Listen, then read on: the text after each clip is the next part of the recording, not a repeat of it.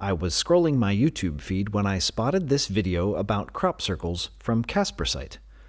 I hadn't watched any of his content before, but I find crop circles to be a curious phenomena, and the idea of someone on the ground investigating a recent one seemed intriguing.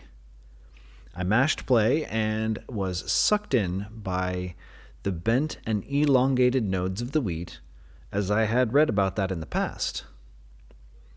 This crop circle is a very cool design.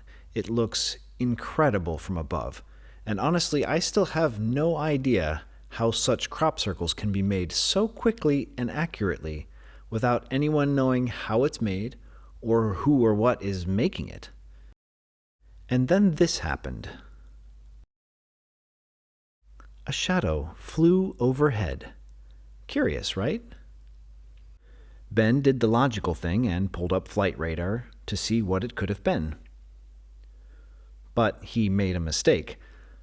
He pulled up the view for 2:30 a.m. UTC. But he stated, of course, that it was exactly at 2:30 p.m. local time. Now, Sutton, Veny is 1 hour ahead of UTC, so he should have pulled up 13:30 UTC. So I did exactly that, and lo and behold, a lone Piper 28 flew across at 4,400 feet, just to the west of the crop circle, from south to north, exactly the track of the shadow. At 2:30 in the afternoon, the elevation of the sun would have been 54.36 degrees at an azimuth of 215.81 degrees.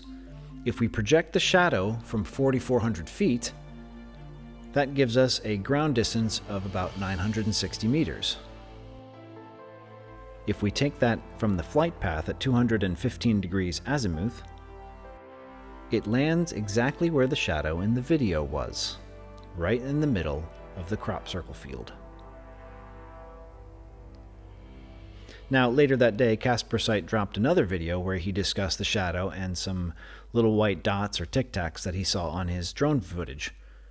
But he didn't address this mistake. So that's why I've made this video. Now, while the shadow is not so interesting, it would be great to see more investigation of the white dots and the bent wheat nodes. The more investigating we do, the closer we get to the truth, no matter what that truth is. The truth is out there, they say.